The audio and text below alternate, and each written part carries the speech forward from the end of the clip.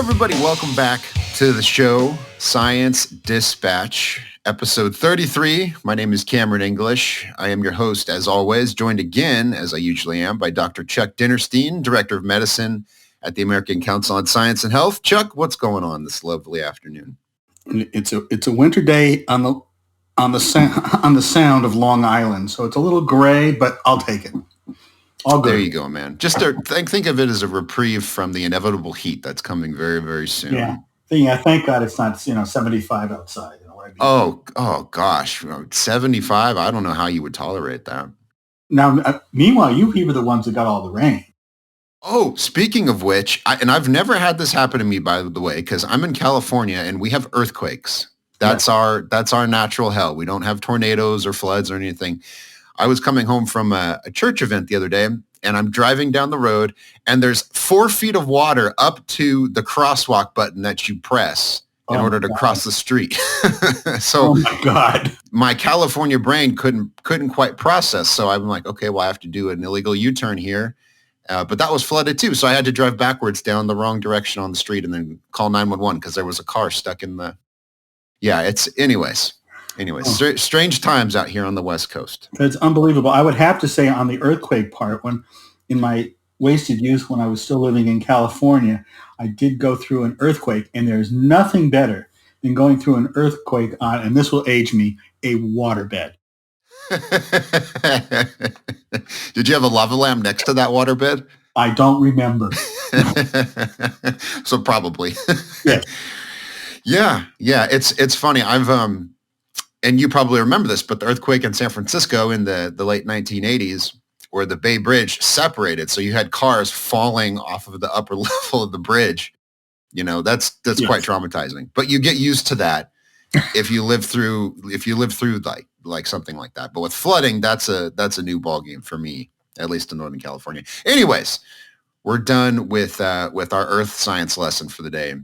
And Chuck, we're here to talk about asthma in 2 interesting stories that you wrote. So the first one, of course, is about this gas stove drama that has recently hit the headlines. And then we're going to talk about marijuana and asthma. So these are connected in some interesting ways. But let's dive into this gas stove thing. And I'm glad we're doing this because by the time we release this episode, Chuck, I'm assuming the controversy will have died down some and cooler heads will hopefully have prevailed, and there will be some discussion of the data. So yes, launch into this. Tell us what generated the controversy, and then let's talk about the actual science behind this. Well, interestingly, the controversy was begun by Commissioner Trumka of the Consumer Product Safety Commission, who felt that if they couldn't make gas stoves safer, based on some studies that he wanted to discuss, they had to be banned. And even though this hit Bloomberg in the middle of January, if you go to the article, I found a clip where he's talking about this back in December with the same line, that if they can't be made safe, they have to be banned. So very strange. So what I went and did is I pulled up the article that Bloomberg had cited and that Trumka had cited to get a better understanding of what it was that they were concerned about. And it was an article that purported to show that gas stoves were responsible for about 13% of asthma among children in the United States. Now, asthma is an allergic disease primarily. So the best you could ultimately say is that gas stoves might be responsible for some percentage of making asthma worse or causing asthmatic episodes that require hospitalizations or trips to the ED. But that was not the premise of the article. The premise of the article was that it caused asthma. So right away, we're starting to skate on some thin ice. So I went and I read the article, and interestingly enough, they made use of this concept called population attribution fraction, which is basically if you look at a large population and you look at how many people have, in this case, asthma and also have gas stoves versus people that don't have asthma and don't have gas stoves, you get a sense of how much the gas stoves are contributing to the problem. And when I read the article, I discovered that they hadn't discovered any new population attribution fraction. They had actually used one from a meta-analysis done several years earlier. So I decided, let me go down the rabbit hole a little bit deeper and see what that article showed. And that article came up with that attribution factor, but it was very clear that they were not able to show any correlation between NO2, which was the presumptive cause of all these problems, and asthma. And they decided that what they wrote was that gas stoves were somehow a proxy for some other environmental factor, but the gas stoves themselves were not the problem. Now, the latest article didn't bother to mention any of that. And once you read that, you realize that the whole house of cards mathematically begins to fall apart. Yeah, let's dive into that a little bit because it's really interesting how many variables are involved and how the foundation is mostly sand, I think. So here, this is the quote. This is from the new study is based on old data, which comes from this previous meta-analysis of 41 studies that you cited. So I believe their conclusion, this is their conclusion here, you quote. They say gas cooking produces NO2 and other pollutants such as ultrafine particles. Our finding of an association between gas cooking and asthma in the absence of an association between measured NO2 and asthma suggests, and this is the part you highlight, that gas cooking may act as a surrogate for causal variables other than air pollutants produced by gas combustion.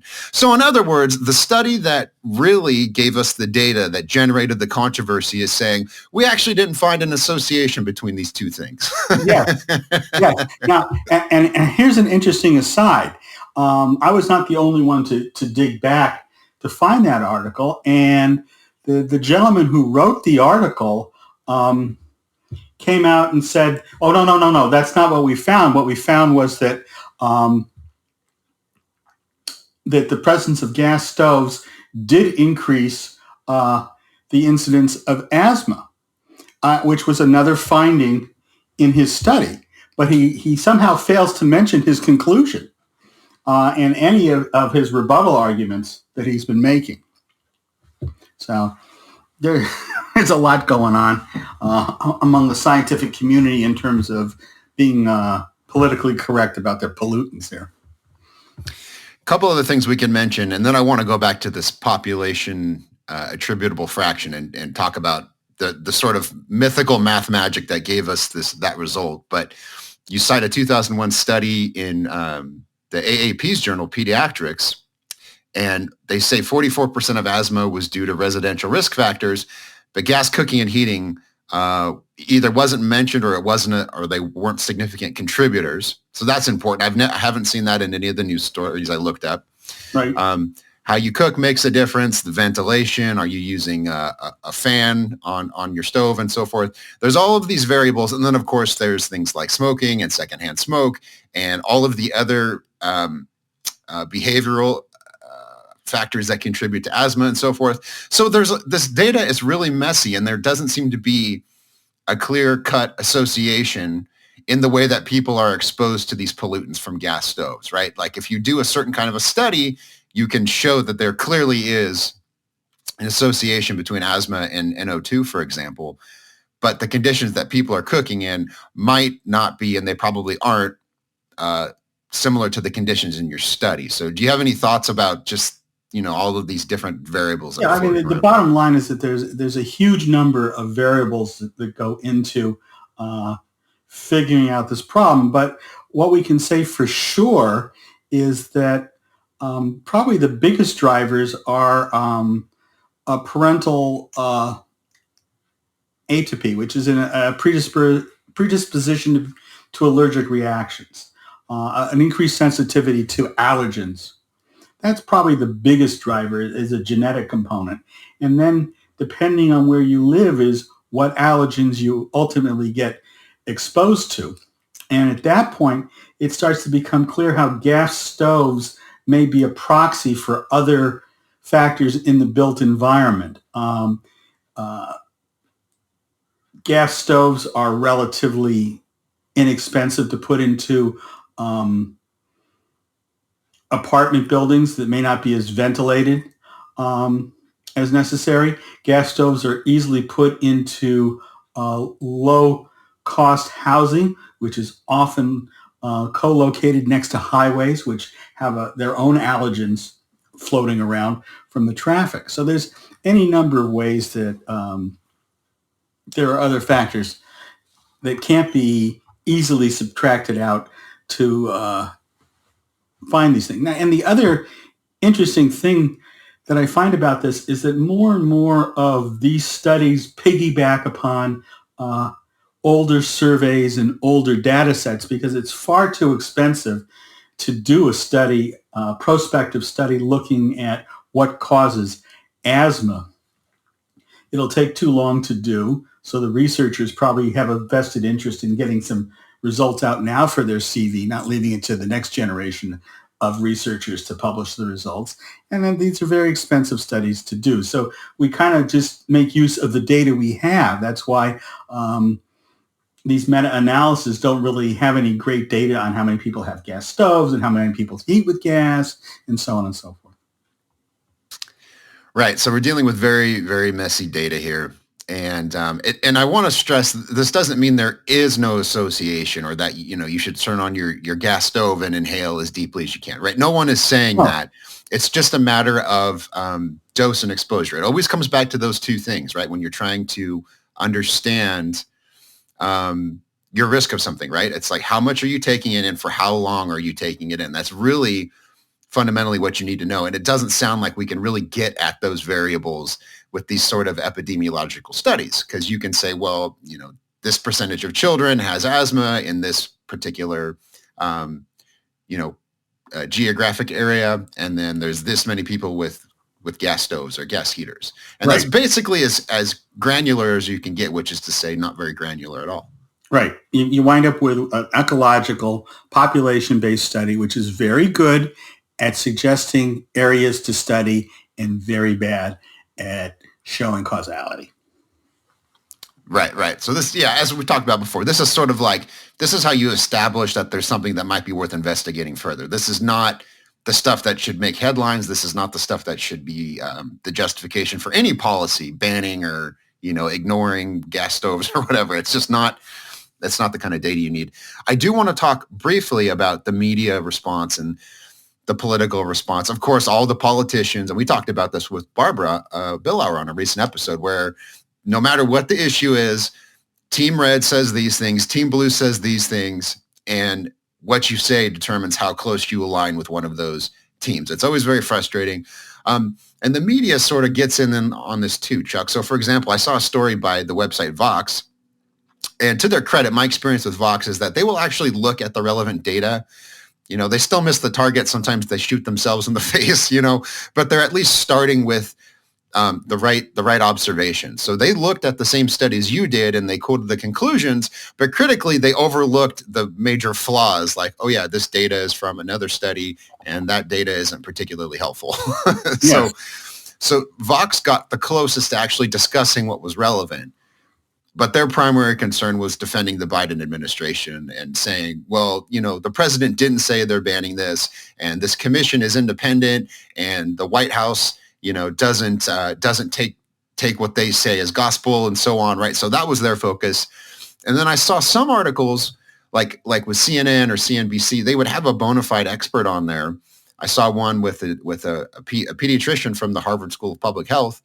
And he was more qualified in what he was saying, but even he didn't get to the heart of the issue, which your article did. So I found that, very frustrating. It seems like there's this desire to, hyperbolize what's going on, or at least to evade the key issue, which is that, maybe there's something here, but, don't lose sleep over your gas stove. It's not that big of a deal. So what do you think? I think you're 100% correct in that. I think it's very difficult, as I look at it, to write and debunk a scientific paper. It can't usually be done in a soundbite or in a quotable quote to do that. You really, if you're being fair to the science, then you have to dig in and find the problem. And with looking at this, you really had to go back and look at their citations and read their citations and see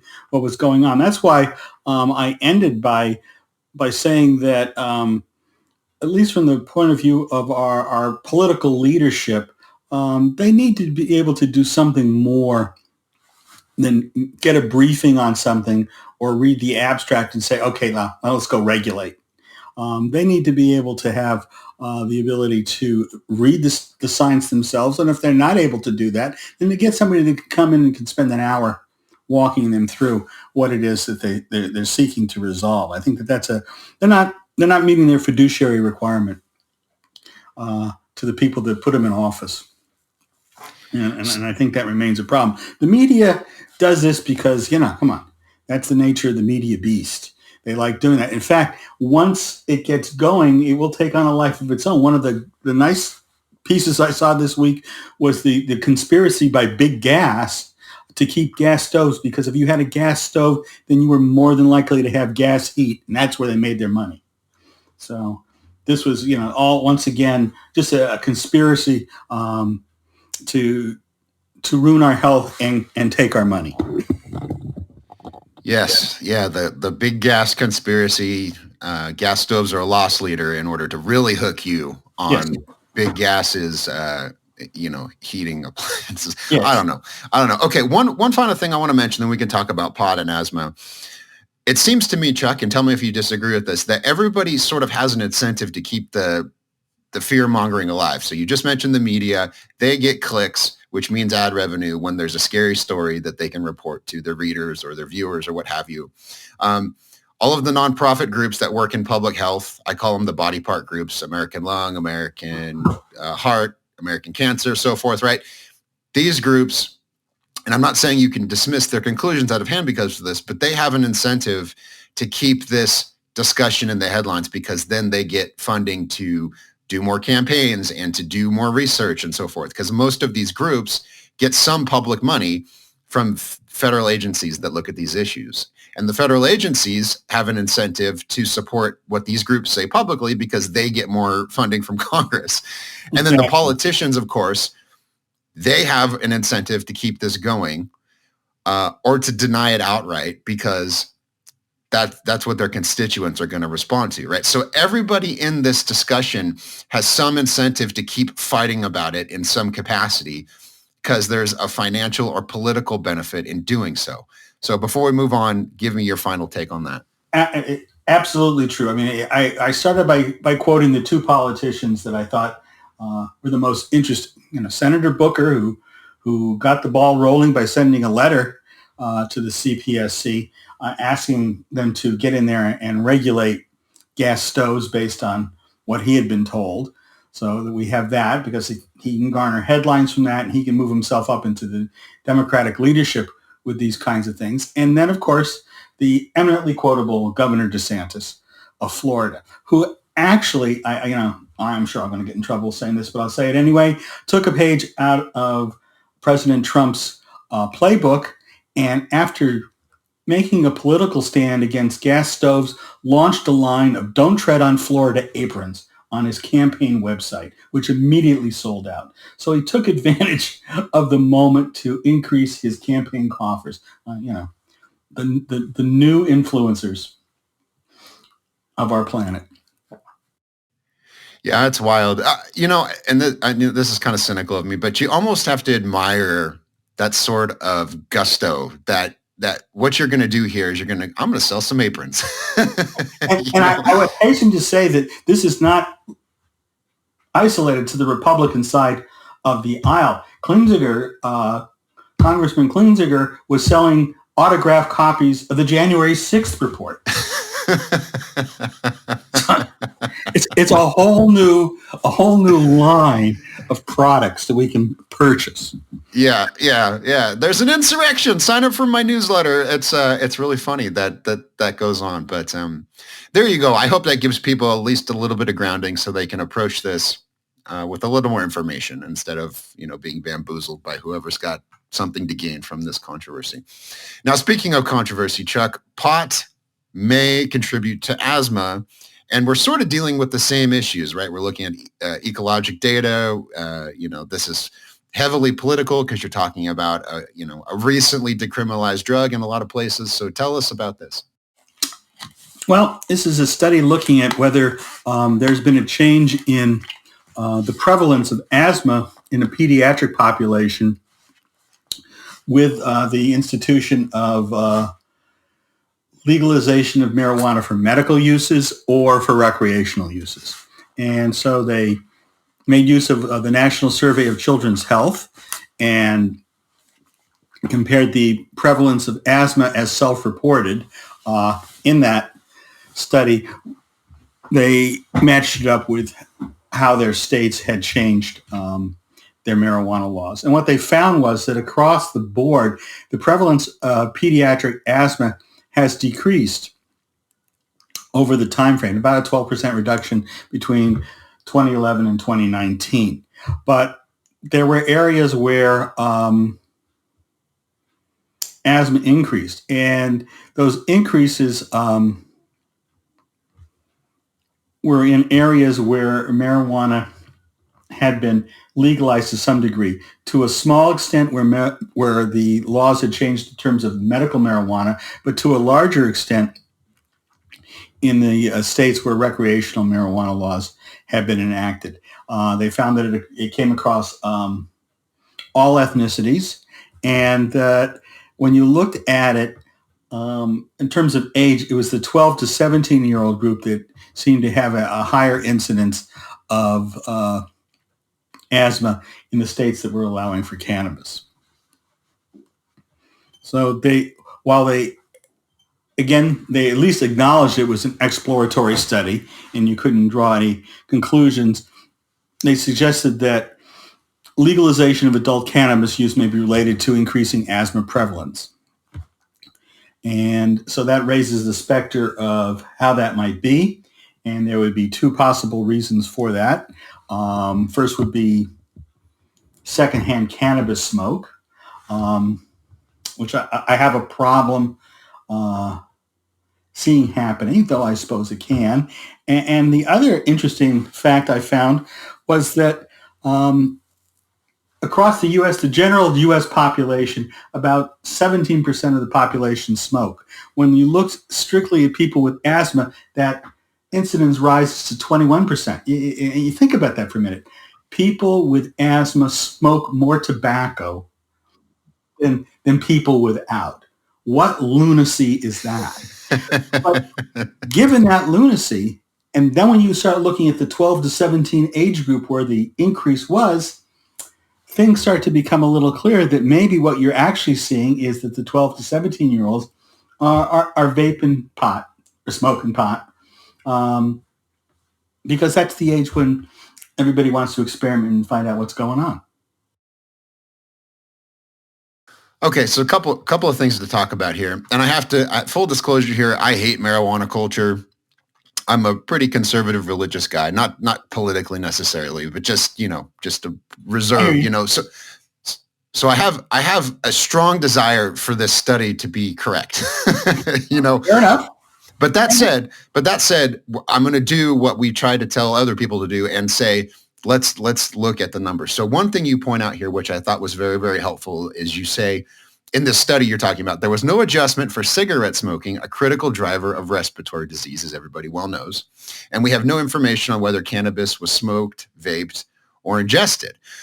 That's really critical for people to know, right? I mean, on top of the fact that this is ecological, so you don't have great exposure data, there's really important variables that you need to keep in mind here. So again, this seems plausible because as you've pointed out before, if you inhale combustion products, whatever they happen to be, there's probably going to be some sort of a respiratory issue. So talk about that. Well, that part is definitely true. Right. When you inhale combustible fumes, things will happen to your lungs. That we're just not designed to inhale fire and fiery products. So there's that piece to it. And I think that, like the gas stoves, legalization of marijuana is a proxy for a host of other issues, especially behaviors that may make a difference. Remember, and I think to buttress your position, there's an argument to be made that the increased prevalence of asthma in states where medical marijuana was legalized, where you had to get a prescription from a physician, those rises were not anywhere near as great as the increase where marijuana was legalized. And I think that legalization of marijuana clearly gives permission to those over 21 and tacitly gives permission to those under 21, especially that 12 to 17 age group, that this is okay and there doesn't seem to be any harms. The pendulum has gone to the other extreme. We've gone from reefer madness of 1930, which I guess is closer to my age group, to the idea that, what up, man, it's all good. And as with anything else, there is a component to marijuana use that is open to abuse. Certainly true. And I'm glad you mentioned that spectrum, and Reefer Madness, incidentally, is hilarious. Everyone should watch that. It's really entertaining. But the pendulum has swung, and I think that's what I find so annoying about this whole discussion, So I have neighbors, for example, out here in, wacky tacky California, 7, 8 a.m. on a Sunday morning. Hey. They're out in their garage waking and baking. Exactly. I Now, know if I was out there with my young son running around, cracking open a Pabst, people would go, "What's wrong? That guy's what kind of father is that?" Right? But if you have a giant bong and you're taking a huge rip to start your day, well, it's all good, as Chuck just said. Hey, come on, it's Sunday. You got to relax, man. Time to chillax. Chillax. Oh yeah, another of my pet peeves, just combining words that don't belong together. But okay, as I said, the marijuana legalization train has left town. Yes, this can be a huge source of revenue for the governments, and they're all eyeing that because it is a tax that nobody notices. It's a sin tax. And so they're all kind of jumping on the bandwagon. Interestingly enough, just as an aside, the first legal weed store opened in Manhattan 2 weeks ago, and it's fairly onerous to get a permit, and it's expensive to have a license. In the meantime, there are 1,400 smoke shops in Manhattan that are selling it anyway, where they're not paying the taxes, they don't have the license, and now all of a sudden the city is in a dilemma. They don't want to crack down on them because most of these stores are run by people that require social justice. But they got this one store in Manhattan that paid a lot of money and is looking around saying, why do we bother to pay? Let alone the loss of tax revenue. And they just they promise they're going to enforce things, but they just don't have any way to do it. That's awesome. Very well said, Dr. Dinerstein. Yeah, this is the perennial issue with prohibition, right? Is that you have to regulate things in such a way that you are supposedly, at least giving the impression that you're protecting public health, without turning into a police state where everybody hates you and you're squandering all your resources trying to solve a problem you can't solve. So that's. And I throw in one more.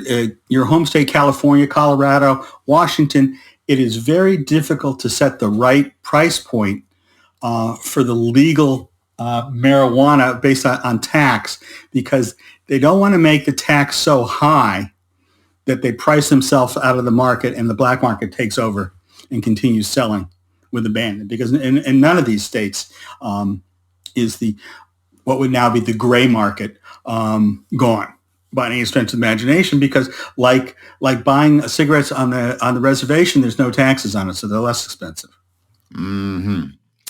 This is again These are the dilemmas of prohibition, right? It's something worth keeping in mind. Read economics. I think that's an important lesson that we've mentioned before. Read economics, because then you can you'll understand this better than the people in charge of your life.